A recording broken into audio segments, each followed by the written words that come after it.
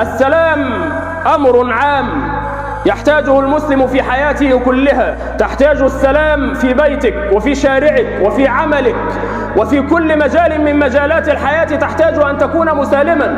والذي نفسي بيده لقد حضرت جنازة رجل بالأمس، رجل أنعم الله عز وجل عليه بذرية طيبة، وبالمناسبة هو من أهل المعصرة، وإن كان قد نقل سكنه إلى مكان بالجوار. كان رجلا صالحا أنعم الله عز وجل عليه بذرية تحفظ القرآن، أنعم الله عليه بقلب يحب القرآن ويسالم الناس، ما كان يعرف عنه الأذى قط. لما حضرت العزاء بالأمس قام بعضهم بتوصيلي إلى البيت بسيارته، فقال عم الحاج لم يعرف عنه أنه زعل حد قط، ما زعلش حد أبدا، ولا عيل صغير ولا حد كبير. تأمل جيدا، رجل ريحه طيب، رجل تحب أن تتحدث معه، رجل يعرف السلام، ما أذاش حد.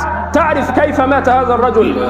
هذا الرجل صلى المغرب بأبنائه جميعا في البيت، وكان قد جهز مالا ليعتمر، والمال في جيبه يريد أن يوصله إلى المسجد الذي فيه ولده، فجمع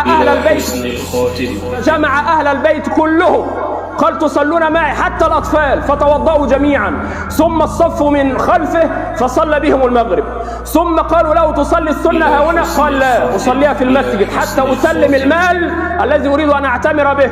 تأمل جيدا، ثم ذهب إلى المسجد، فلما أرادوا أن يذهبوا معه رأى أنه سيتأخر، فمشى بمفرده مسرعا، وربما علم أنه يسرع إلى الله، وعجلت إليك ربي لترضى. فلما دخل إلى المسجد فدخل عليه ملك الموت وهو ساجد، فقبضت روحه وهو ساجد، وفي جيبه مال يريد أن يعتمر به. تأمل جيدا إلى حسن الختام. الله أكبر، الله أكبر أن يضيع أهل الإيمان، الله أكبر وأجل وأعظم أن تكون أنت في جواره وأن يضيعك. تأمل جيدا، الآن ربما ظن الإنسان أن الفساد قد عم ولا تجد أحدا صالحا، لا، موجود، الصالحون معنا يعيشون معنا. ربما كان من يجلس بجوارك الآن من أولياء الله الصالحين وأنت لا تدري، لأن الإيمان في القلوب، والله عز وجل حنان منان. تأمل جيدا كيف نال هذا العبد هذه المنزلة من حسن الخاتمة. من مات على شيء بعث عليه،